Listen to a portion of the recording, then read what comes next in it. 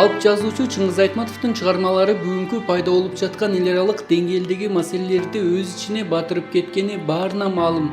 Анын катарында үй бүлөлүк баалуулуктардан баш тартуу, коомдук турмуштагы аял эркектин орду, улуттук каадалар менен заманбап принциптерден чиеленишүүсү, буржуазиялык көз караш, адамдык эгоисттик каалоолордун табиятка зыян тийгизүүсү, жаныбарлар менен жаратылыш, инсандык кумандуулук айтып отурсак түгөнбөйт.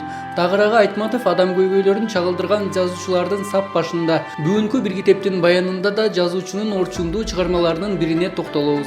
Саламатсыздарбы жаш окурман достор. Мен бүгүн бир китеп баян чыгарылышында Кыямат роман боюнча баяндап айтып берем. Бул китеп абдан маңыздуу, маанилүү чыгарма болуп саналат.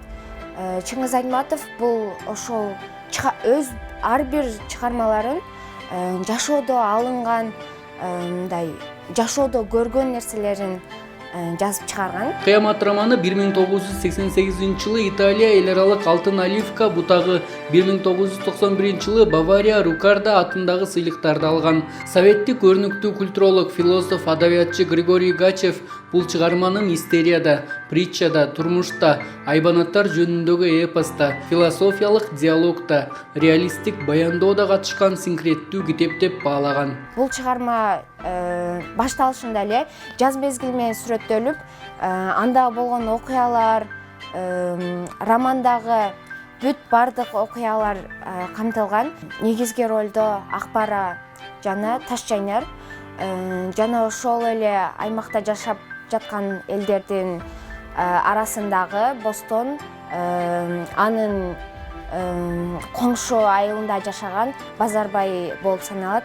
Окуянын негизги жүрүшү Акбаранын жана Ташчайнардын бөлтүрүктөрү, алар урдалып кеткенде, Базарбай аны урдап кеткендеги ошол окуялар адамды абдан таасирлентет. Акбаранын Бостондун баласын алып качканы, аны ойнотуп, ошол жерде ушул Акбаранын негизги ичинде болгон маңыз муңу бул ошол Акбарадагы адам баласы мен менен жашап көрсө, мен менен чогуу үңкүрдө болуп, эне сүтүн эмбесе дагы менин балам сыяктуу чоңоюп өссө деген муң менен ушул дүйнөдөн өтүп кетет.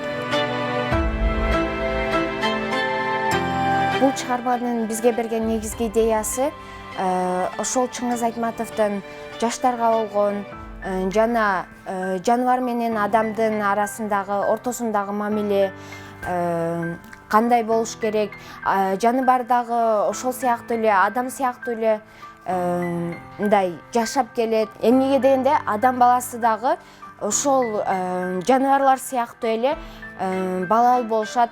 Жаныбарлар деле бөлтүрүктөрү, балдары, алар деле адам сыяктуу деген маанини билдирет. Кыямат романынын бир нече аталышы бар. Чыңгыз Айтматов Москвадан чыккан Новый мир журналынын 1986-жылдагы номер 6 санына Плаха деген ат менен жарыялаган. Романдын алгачкы 2 бөлүмү Ашын Жакыпбековдун, 3 бөлүмү Аман Токтогуловдун котормосунда Акыр заман, Кыямат, Баталга деген аттар менен аталып келет. Орусча түп нускасы Плаха, сөзмө-сөз которгондо адамдардын башын ала турган бийик секи, өлүм жазасы окулуучу дөбө, башын алуучу Баталга деген маанини туюмдурат.